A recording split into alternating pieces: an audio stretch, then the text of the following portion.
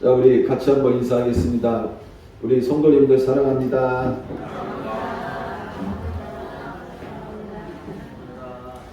자, 한 주 동안 잘 지내셨습니까?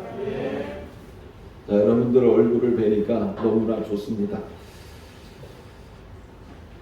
자, 세상을 우리가 살아가면서 어떤 사람을 가까이 하느냐 하는 것이 매우 중요합니다. 왜 그럴까요? 바로 사람들은 영향을 받는 존재이기 때문에 그렇습니다. 나도 영향을 주는 사람이고 다른 사람의 영향을 받는 사람이기 때문에 그렇습니다. 픽업 신드롬이라는 이러한 말이 있습니다. 우리나라 사람이 미국으로 이민을 가면 그 공항에서 누가 나를 픽업하러 왔느냐에 따라서 내 인생이 바뀐다는 이러한 말입니다. 내가 미국의 공항에 도착했을 때 나를 픽업하러 온 사람이 라스베가스에 가기를 좋아하는 사람이라면 나도 라스베가스에 갈 가능성이 높다는 겁니다. 여러분, 라스베가스가 뭐 하는 곳이에요? 카지노, 도박의 도시 아닙니까? 그러니까 이 도박을 좋아하는 사람이 나를 픽업하러 오면 나도 따라서 라스베가스에 갈 가능성이 높다는 것입니다. 또 이 등산을 좋아하는 사람이 나를 픽업하러 오면 나도 그 사람을 따라 가지고 등산을 좋아할 수 있는 이러한 가능성이 높다는 겁니다. 또 나를 픽업하러 온 사람이 맛집 탐방을 좋아하는 사람이라면 나도 그 사람을 따라 가지고요 이 맛집 탐방에 열심을 내는 사람이 될 수도 있다는 것입니다. 또 나를 픽업하러 온 사람이 술을 좋아하는 애주가라면 나도 그 사람을 따라서 술을 잘 마시는 이런 애주가가 될 수 있다는 겁니다. 또 나를 픽업하러 온 사람이 교회에 열심히 다니고 신앙생활을 열심히 하는 사람이라면 나 또한 교회에서 열심히 신앙생활할 가능성이 높다는 겁니다. 그만큼 사람은요 영향을 받는 존재라는 겁니다. 내 주변에 누가 있느냐, 내가 누구를 만나느냐, 이것이 내 인생에 많은 영향을 끼친다는 것입니다. 한때 세계 두 번째로 부자인 사람이 있었습니다. 이 사람의 이름이 워런 버핏이라는 사람입니다. 자, 이 사람은요, 이 투자의 귀재라고 합니다. 자기 재산의 85%를요, 이 사회에다가 기부금으로 환원시킨 사람입니다. 그 당시에 이 사람이 낸 자기 재산의 85%는요, 우리나라 1년의 예산 6분의 1에 해당하는 엄청난 금액이기도 했습니다. 자, 이 워런 버핏이 2000년부터 자신과의 식사 한 끼에 경매를 붙여요. 경매를 붙여가지고 돈을 제일 많이 써낸 사람과 점심을 먹습니다. 작년 2022년도에 이 버핏과의 점심 식사 낙찰가가 1,900만 달러. 당시 하나로 약 246억 5천만 원이었습니다. 여러분, 워렌 버핏과 식사 한 번 하려고 얼마를 지불한 거예요? 246억을 지불한 거예요. 아마 여기 앉아 계신 분들은 다 그런 생각할 거예요. 미친놈들이네. 어? 그렇지 않아요? 워렌 버핏과 식사 한번 하려고 1900만 달러를 지불을 해요? 아마 다들 그런 생각을 할 거예요. 야, 그 돈이면 평생 먹고도 몇 대가 먹고 살 돈인데 그 사람과 점심 한 끼 먹으려고 그 돈을 지불을 해? 우리는 이해하지 못하는 거죠. 2022년도에 낙찰자가 뉴욕 맨하튼의 스미스 앤 울렌스키 스테이크 하우스에서 버핏과 또 그의 동반자 7명이 모여가지고 식사를 했습니다. 자, 버핏은 2000년도부터요 자선 점심자리 경매를 진행했습니다. 이를 통해 가지고 모금한 돈이 5,320만 달러 이상입니다. 엄청난 돈이죠. 자, 이 돈을 가지고 어떻게 했느냐? 수익금은 샌프란시스코 텐드로인 지역의 가난한 사람들, 노숙자들, 또 약물 중독과 싸우는 비영리 단체인 글라이드 파운데이션에 기부를 했습니다. 자, 우리는 이 모습을 보면서 왜 사람들이 이렇게 많은 돈을 지불하고 워렌 버핏과 식사 한번 하려고 하는가? 이유가 있다는 거죠. 이런 돈을 지불한 사람들은 워렌 버핏을 존경하는 사람들입니다.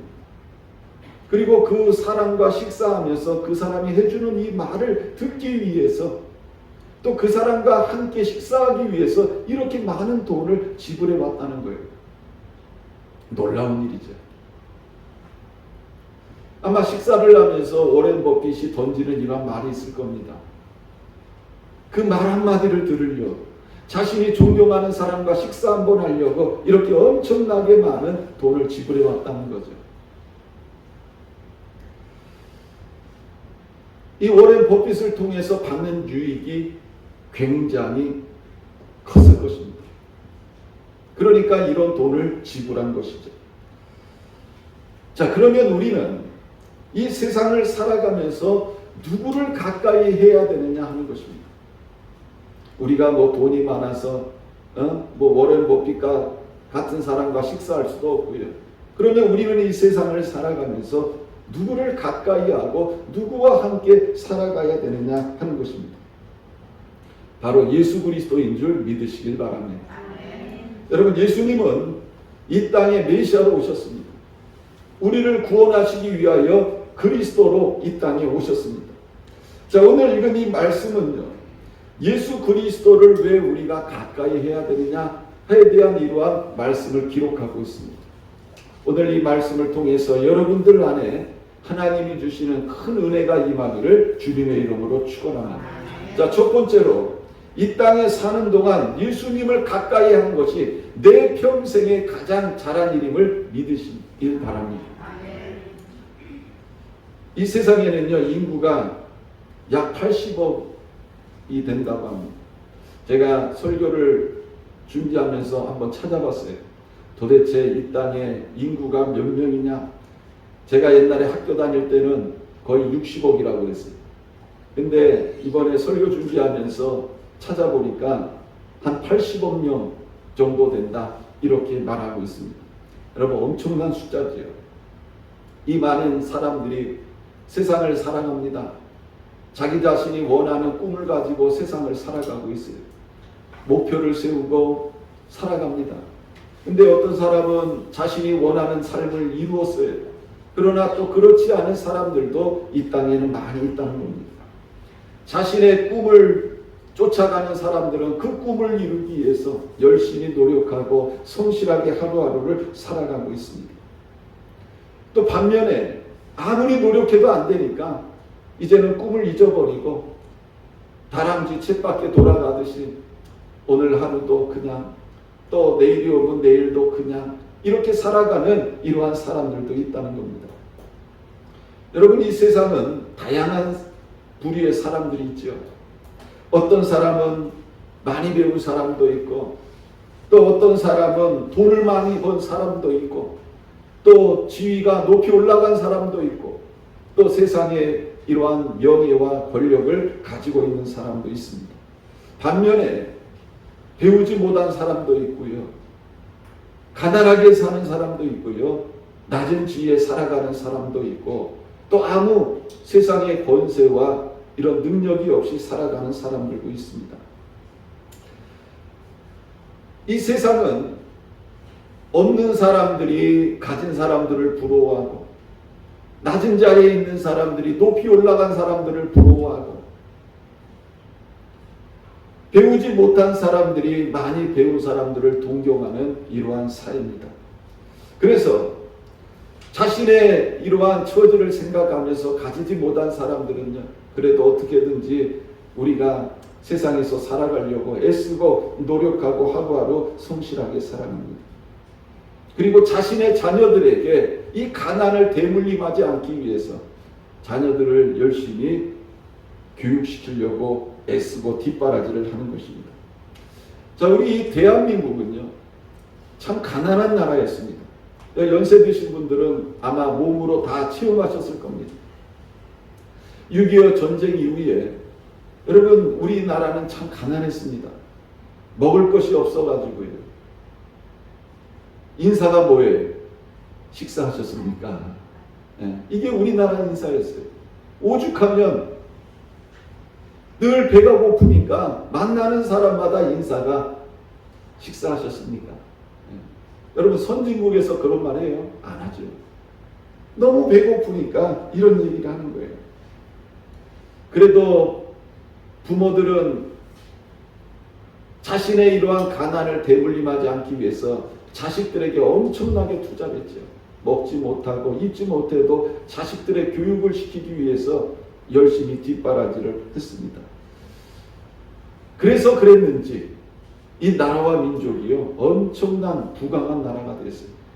한강의 기적을 이루게 됐습니다. 여러분, 이 한국이 오늘날 엄청 잘 사는 나라예요. 세계에 약 300여 정도의 국가가 있는데 우리나라가 세계 10위 안에 드는 경제 대국입니다. 엄청나게 잘 사는 나라가 됐죠. 그래서 한강의 기적이라 이렇게 얘기를 합니다. 물론 우리나라가 이렇게 잘 살게 된 것은 하나님의 축복이에요. 그러나 그 속에는 이러한 그 부모들의 자녀를 향한 뒷바라지, 또 부모들이 가난을 이기기 위해서 열심히 사는 이러한 성실함이 그 안에 배어 있었던 것은 분명한 것입니다. 지금 우리나라는요, 굉장히 잘 사는 나라가 됐어요. 여러분들은 그걸 체감하십니까? 외국에 나가보면요, 우리나라가 얼마나 잘 사는지를 알게 돼요. 선진국들 가보세요. 여러분, 선진국 가봐야 우리보다 나은 게 없어요. 먹는 것만큼 우리나라 사람처럼 잘 먹는 나라가 어디 있습니까? 진짜 우리나라가 굉장히 잘 사는 나라가 됐어요. 여러분, 차 없는 집이 없어요. 지금은 뭐 어느 집에는 차가 2대, 3대 뭐 이런 집도 많아요. 여러분, 우리 시골이니 길거리에도 보세요. 차들이 쫙 주차돼 가지고 주차하기도 힘든 이런 상황 아닙니까? 굉장히 잘 사는 나라가 됐어요. 그런데 앞으로 대한민국은 어떤 나라가 될 거냐? 더 잘 살 것이라고 세계가 전망하고 있다는 거예요. 니혼게이자의 신문계열 경제연구소인 일본 경제연구센터가 작년 말 발표한 아시아 경제 중기 예측 보고서를 보니까 일본의 1인당 GNP, 국내 총생산을 말하죠. 2007년도에 한국에 따라잡힐 것이다. 이걸 누가 발표했다고요? 일본 사람들이 발표했다는 거예요. 우리나라에서 한 게 아니에요. 여러분, 일본에 있는 그 경제연구센터가 이렇게 전망을 했습니다. 2027년도에는 한국이 일본을 따라잡는다. 2027년도에는 약 45,000달러 지점에서 한국이 일본을 앞서 나갈 것이라고 이렇게 전망을 했습니다. 엄청난 돈이죠. 1인당 얼마요? 45,000달러. 완전 선진국 중에서도 대단한 거 아닙니까? 2035년이면 한국의 1인당 GDP는 6만 달러를 넘어서는 반면에 일본은 5만 달러를 턱걸이 할 것이다. 그러니까 여러분, 2035년도에 얼마라고요? 6만 달러. 굉장한 거죠. 엄청난 거예요. 지금 우리나라 살고 있는 수준의 거의 2배에 해당하는 이러한 부유함이 우리 한국에 찾아올 것을 일본 경제연구소에서 이렇게 전망을 했습니다. 놀라운 일이에요. 지금도 한국의 위상이 점점 커지고 있습니다. 그런데 앞으로 10년이 지나면 여러분, 한국은요, 세계에서 굉장한 부유함을 누리는 국가가 될 것이다. 이렇게 일본 사람들이 전망을 했습니다. 자, 그러면 세상에서 부자가 되고 잘 먹고 잘 사는 것이 인생의 참된 복일까? 그렇지 않다는 것입니다. 여러분, 이 세상에 태어나가지고 잘 먹고 잘 사는 게 정말 인생의 참된 복일까? 물론 축복 중에 하나죠. 그러나 그것이 하나님이 주시는 축복의 전부는 아니라는 것입니다. 인생에서 참된 축복은 뭐냐? 주님을 가까이 하는 것인 줄 믿으시길 바랍니다. 세상에서 주님을 가까이 하며 산 사람이 축복된 삶을 산 사람임을 성경은 우리들에게 말씀하고 있는 거죠. 여러분, 오늘 읽은 이 본문 말씀을 보면 부자와 거지의 이야기가 나오고 있습니다. 여러분, 한 부자가 있었어요. 이 부자는 이름도 안 나와요. 그냥 부자예요. 물론 사람들 이름 중에 부자도 있어요. 강부자라는 사람도 있습니다. 그죠? 자, 이 부자는 자색 옷을 입고 고운 베옷을 입고 날마다 호화롭게 살았다. 내가 먹고 싶은 거 먹고 내가 입고 싶은 옷을 입고 늘 호화롭게 살았다. 이렇게 말하고 있습니다. 여러분, 오늘날 수많은 사람들이 꿈꾸는 삶이 이 삶 아닙니까? 원어비의 삶, 내가 담고 싶은 삶, 바로 이 부자의 삶 아닙니까? 좋은 옷 입고 좋은 거 먹고 내가 가고 싶은데 여행하고 내가 쉬고 싶을 때 쉬고. 여러분, 모든 사람들이 꿈꾸는 원어비의 삶이 바로 이 부자의 삶 아닙니까? 어떻게 보면 이 부자는 세상에서 성공한 사람 같습니다. 남부를 것이 없는 삶이죠. 반면에 거지 한 사람이 나오고 있습니다. 여러분, 이 거지는 이름이 나와요. 이름이 뭐예요? 나사로. 이렇게 나와 있습니다. 부자는 이름이 없어요. 그런데 거지는 나사로라. 이렇게 이름이 나오고 있습니다. 여러분, 거지는 어떤 삶을 삽니까? 늘 다른 사람에게 도움을 받으면서 살아요. 내 능력으로는 그 어떤 일을 하지 못하고 그에 대한 대가도 받지 못하는, 남의 도움이 없으면 살아갈 수 없는 정말 초라하고 가장 밑바닥의 삶을 살고 있는 사람이 이 거지 아닙니까? 우리가 이 거지의 모습을 보면서 저 거지의 삶이 나의 원어비의 삶이다, 내가 담고 싶은 삶이다, 이렇게 말하는 사람은 한 사람도 없을 것입니다. 한마디로 이 거지의 삶은 가장 밑바닥의 삶이었습니다. 그런 거지의 삶이 성경에는 어떻게 기록이 되어져 있어요? 20절, 21절에 보면 거지의 삶이 나옵니다. 그런데 나사로라 이름하는 한 거지가 헌데 두송이로 그의 대문 앞에 버려진 채 그 부자의 상에서 떨어지는 것으로 배불리려 하며 심지어 개들이 와서 그 헌데를 핥더라, 이렇게 말하고 있습니다. 여러분, 이 나사로는 거지입니다. 그런데 몸도 건강하지 않아요. 이 몸 곳곳에 헌데가 있었다, 이렇게 말하고 있습니다. 여러분, 헐었다는 게 뭐예요? 여러분, 이 살갗이 헐어가지고 거기에서 상처가 나고 진물이 나고 심하면 거기에 구더기도 나오는 이런 상황이라는 것입니다. 그러니 거지가 어디에 머물러 있어요? 부자의 대문에 머물러 있었다, 이렇게 말하고 있습니다. 여러분, 왜 부자의 대문에 있습니까? 그 부자에는 늘 호화롭게 먹잖아요. 먹고 남은 그 상에서 떨어진 그 부스러기들, 찌꺼기들이 어디로 나오는 거예요? 쓰레기로 나오지 않습니까? 그러면 대문 앞에 버릴 거 아니에요. 그러면 이 거지가 그 쓰레기를 뒤져가지고 거기서 나는 음식을 먹는 겁니다. 그래서 늘 부자의 대문 앞에 머물렀다, 이렇게 말하고 있어요. 그런데 여러분, 우리가 성경을 보니까 이 부자의 대문 앞에 머물러 있는 이 거지에게 누가 늘 가까이 다가왔어요? 개들이 다가왔다는 거예요. 여러분, 부잣집에서 하인들이 뭐 이거 먹어라 저거 먹어라 해가지고 주면 얼마나 감사합니까?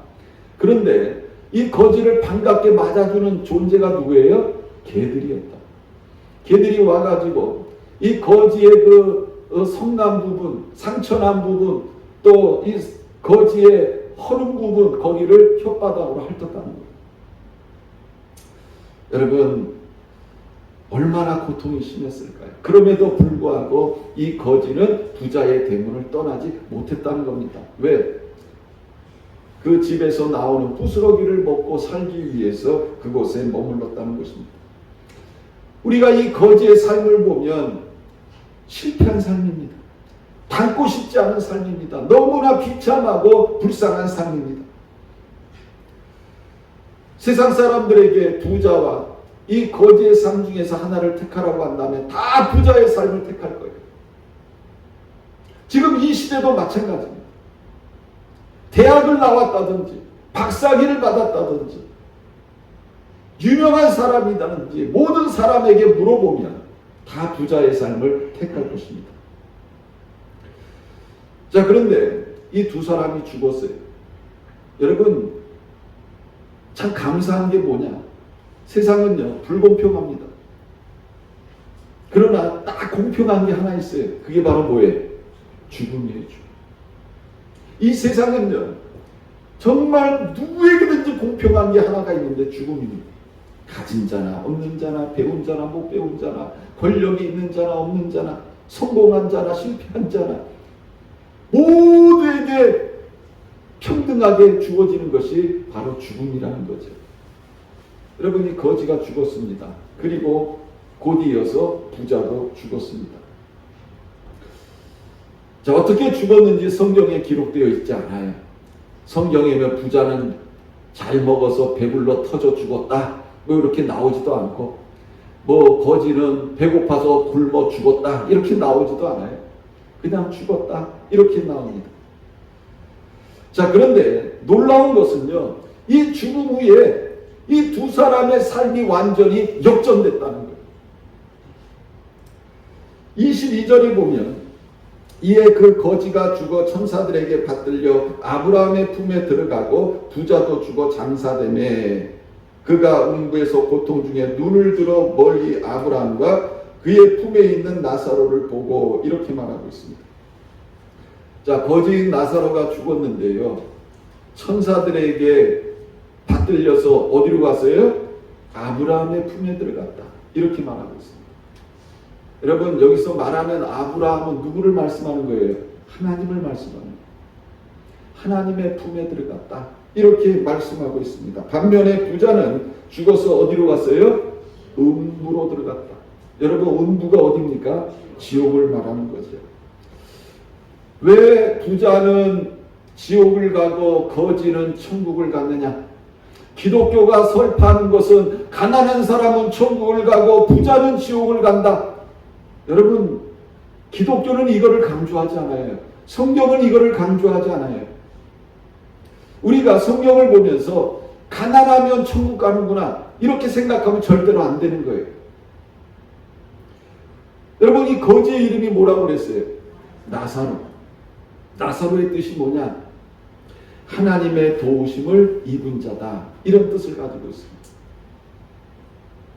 그가 세상에서 구체적으로 어떻게 신앙생활 했는지는 몰라요. 아마 제가 볼 땐 교회 예배 들어오지는 않았을 것 같아요. 그죠?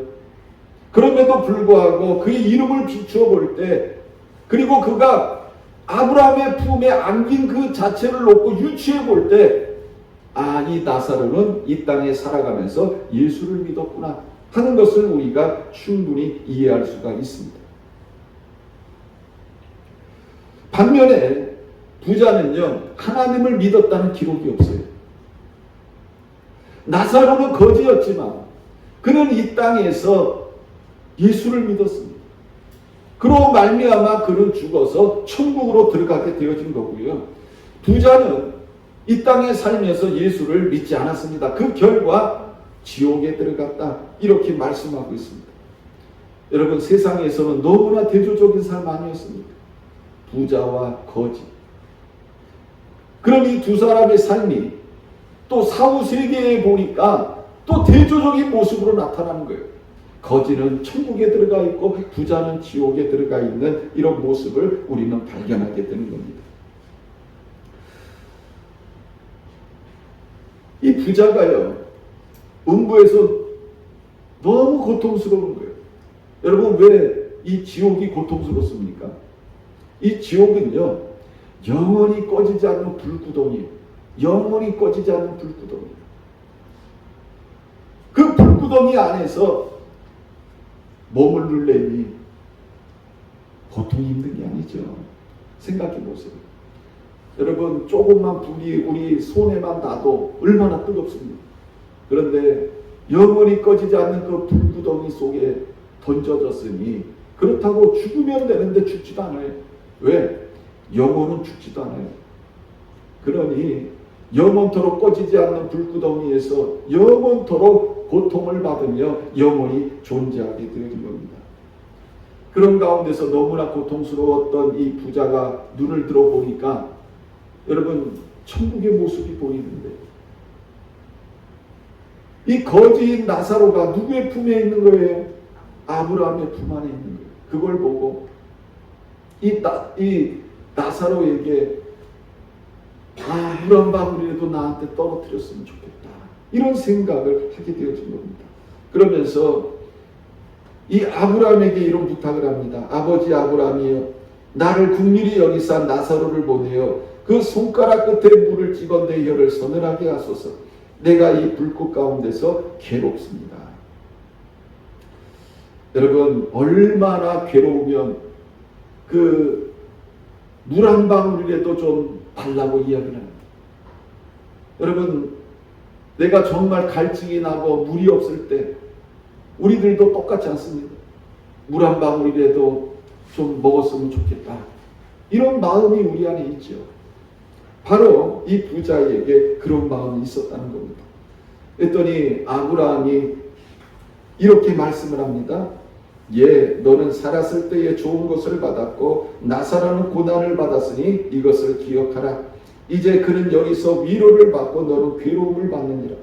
그뿐 아니라 너희와 우리 사이에 큰 구렁텅이가 놓여 있어 여기서 너희에게 건너가고자 하되 갈 수 없고 거기서 우리에게 건너올 수도 없게 하였느니라. 여러분 세상에서는 부자가 남부름 없이 살았습니다. 거지는 정말 비참하게 살았습니다. 그러나 이제 이 사후 세계에서 완전히 뒤바뀌게 되어졌습니다. 나사로는 낙원에서 위로를 받고 부자는 지옥에서 괴로움을 받는 삶이 되어졌다는 겁니다. 왜 이런 인생이 되어졌을까요? 그것은 바로 예수 그리스도를 믿었느냐 그렇지 않았느냐에 따라서 이런 결과가 일어나게 되어졌다는 겁니다. 사도행전 16장 31절에 이렇게 말씀하시죠. 주 예수를 믿으라. 그리하면 너와 내 집이 구원을 받으리라. 여러분 이 말씀이 얼마나 귀중한 말씀인지 몰라요. 우리가 이 땅에 태어나서 여러분들이 제일 잘한 일이 뭐냐? 예수를 믿었다는 거예요.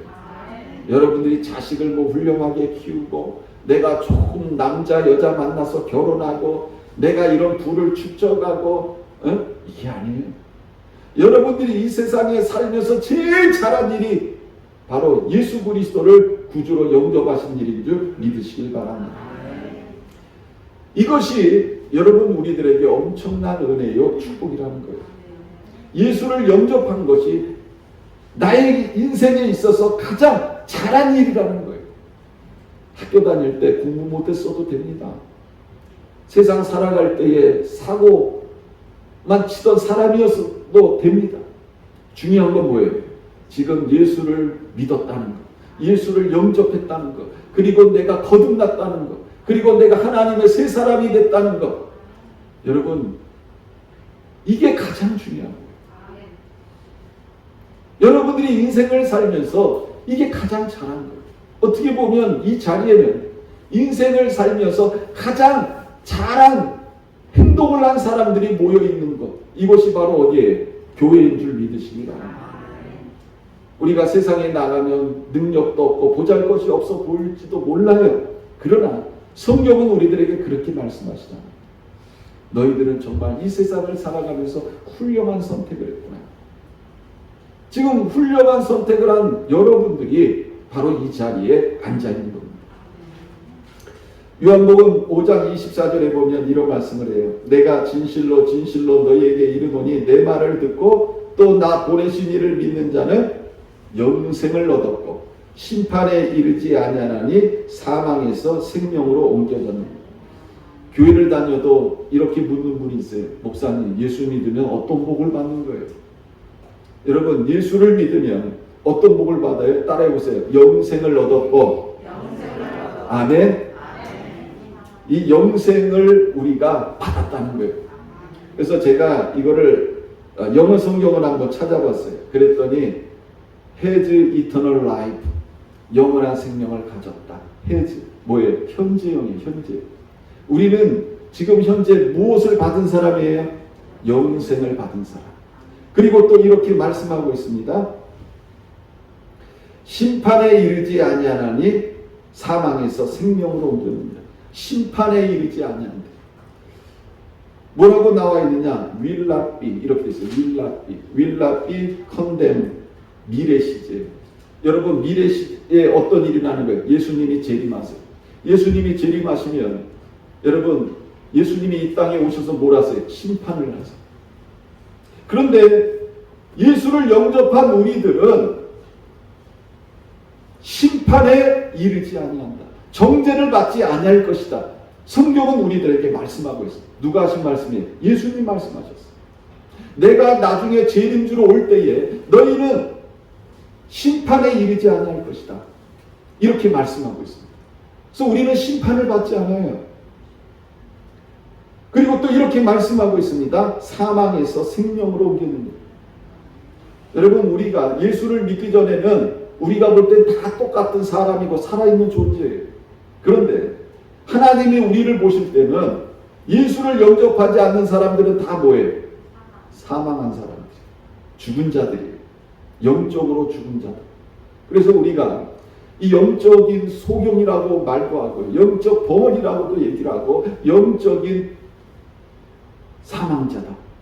누가? 예수를 믿기 전에 우리가 그런 사람이었다는 거예요.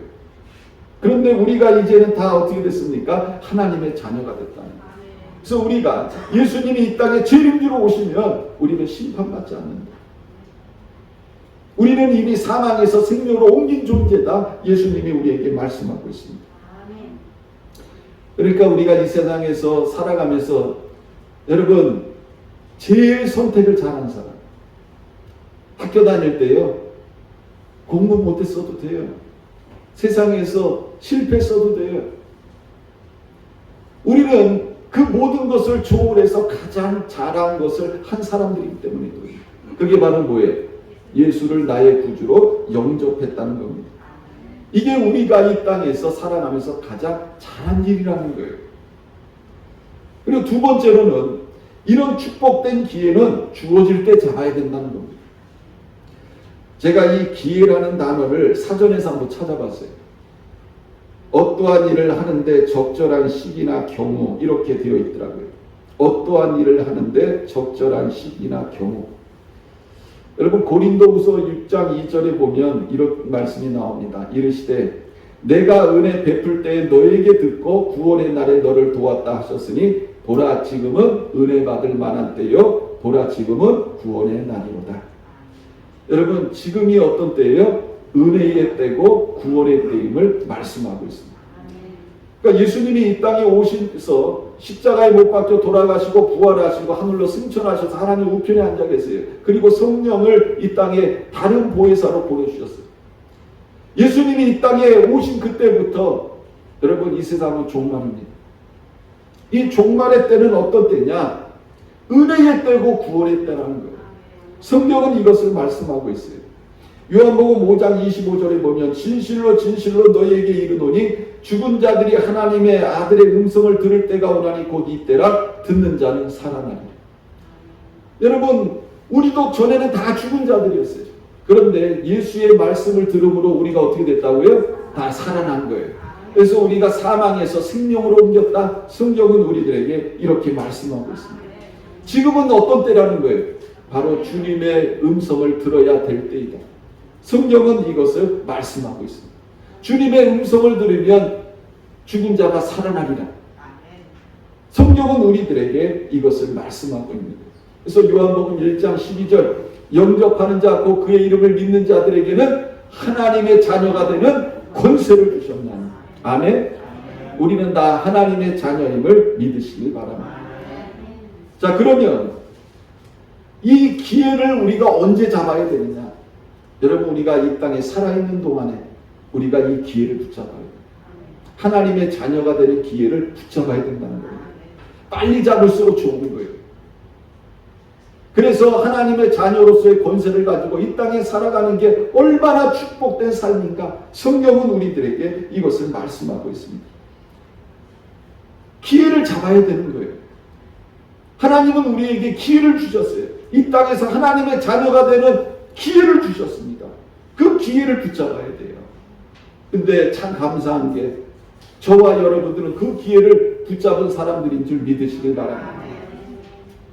우리는 그 기회를 붙잡아서 이제 영생을 가졌고 사망에서 생명으로 옮기는 하나님의 자녀가 되어졌다는 거죠. 그리고 심판날에 우리는 심판받지 않습니다. 성경은 우리들에게 이것을 말씀하고 있는 거죠. 그래서 우리는 이 살아있는 동안에 기회를 붙잡은 사람입니다. 그러나 여러분들 가정 속에, 여러분들 주변 속에 여러분 이 기회를 붙잡지 못한 사람들이 아직도 많아요. 사망 속에 머물러 있는 자들이 많다는 겁니다. 이 사람들에게 우리는 뭐를 전해야 되는 거예요? 예수 그리스도를 전해야 됩니다. 그래서 그들도 우리가 갖고 있는 영생을 갖고 사망에서 생명으로 옮겨지고 하나님의 자녀가 되는 이런 축복을 그들이 받아야 된다. 성경은 우리들에게 이것을 말씀하고 있습니다. 또 하나는 여러분 예수님이 지금 재림하시면 여러분 기회가 날아가는 거예요. 요한복음 5장 27절 29절에 보면 또 인자됨으로 말미암아 심판하는 권한을 주셨느니라. 이를 놀랍게 여기지 말라. 무덤 속에 있는 자가 다 그의 음성을 들을 때가 오나니 선한 일을 행한 자는 생명의 부활로 악한 일을 행한 자는 심판의 부활로 나오리. 그래서 예수님이 지금 재림하시면 기회가 사라져 버리는 거예요. 그래도 감사하게 아직 예수님이 재림하시지 않고 계세요. 기회의 때입니다. 이 기회의 때에 여러분 내 가족 중에 내 주변의 사람들이 예수를 믿지 못하고 있다면 여러분 그 사람들에게 우리는 예수 그리스도를 전해야 돼요. 그래서 그들도 이 기회를 붙잡아야 된다는 겁니다.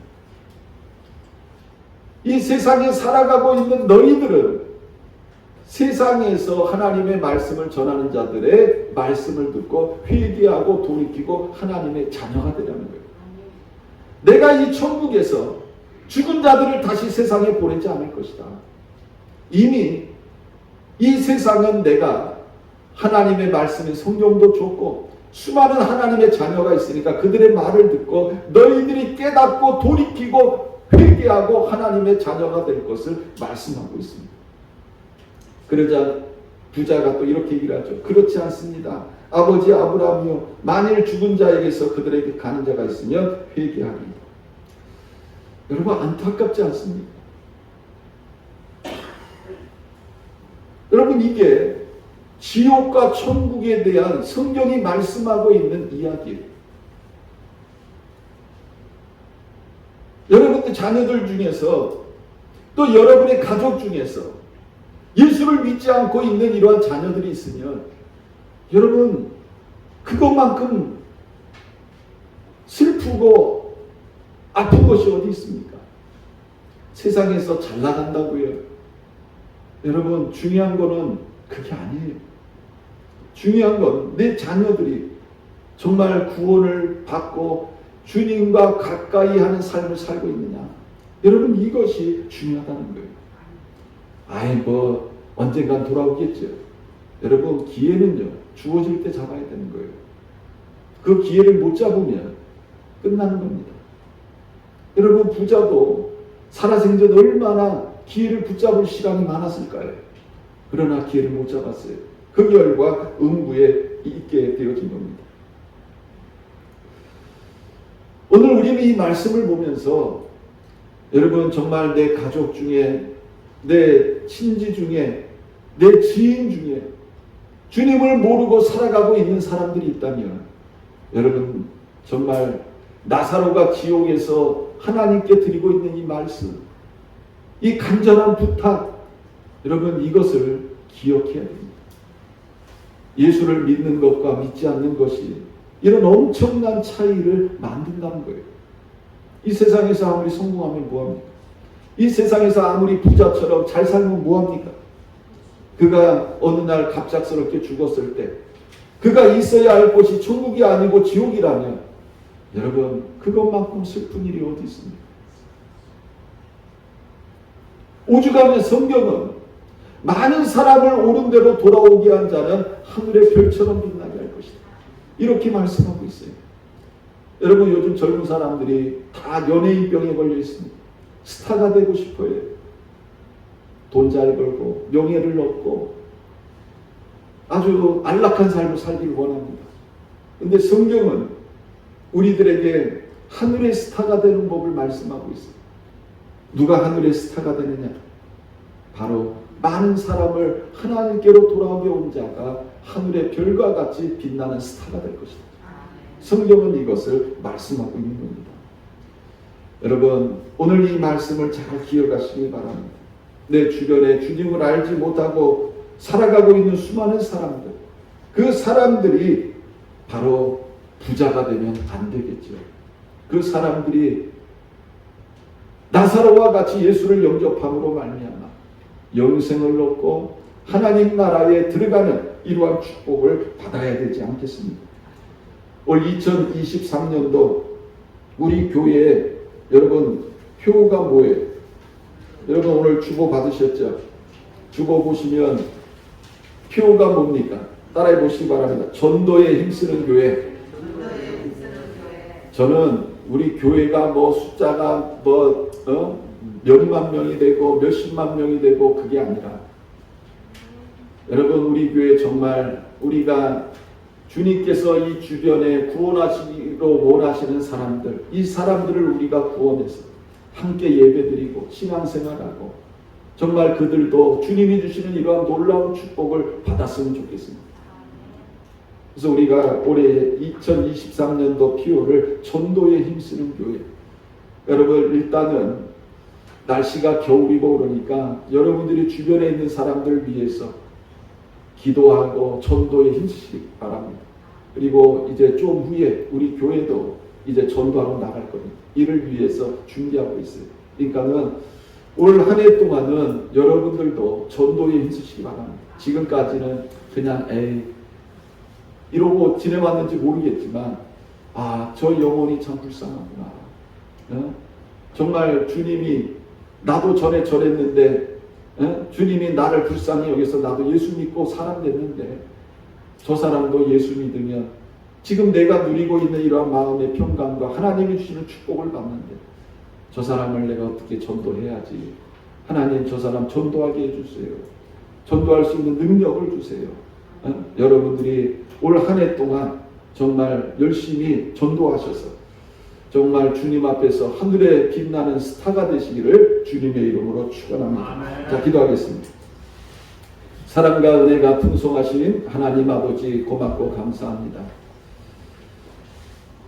하나님은 이 부자와 나사로의 비유를 통해서 우리들에게 말씀하고 있습니다. 우리가 이 땅에서 어떤 삶을 살아가든지 예수를 나의 구주로 영접하고 사는 삶이야말로 참 복되고 축복된 삶임을 우리들에게 말씀하고 있습니다. 예수를 믿음으로 내가 하나님의 자녀가 되고 영생을 얻고 또한 하나님의 나라에 들어가는 이러한 복을 받았는데 주님 이 복을 아직 예수를 알지 못하는 사람들에게 전해서 그들이 다 예수님 앞에 돌아오는 이러한 놀라운 은혜와 복을 받을 수 있도록 하나님 우리를 사용하여 주옵소서. 우리에게 성령의 충만함을 주시고 하나님 우리 은속교회가 다시 한번 성령의 불같은 능력으로 뜨거운 열정으로 다시 한번 전도할 수 있는 교회가 될 수 있도록 하나님 축복하셔서 이 지역사회에 죽어가는 많은 영혼들을 살리는 방주의 사명을 감당하게 하여 주옵소서. 감사드리며 살아계신 예수님의 이름으로 기도드렸습니다. 아멘.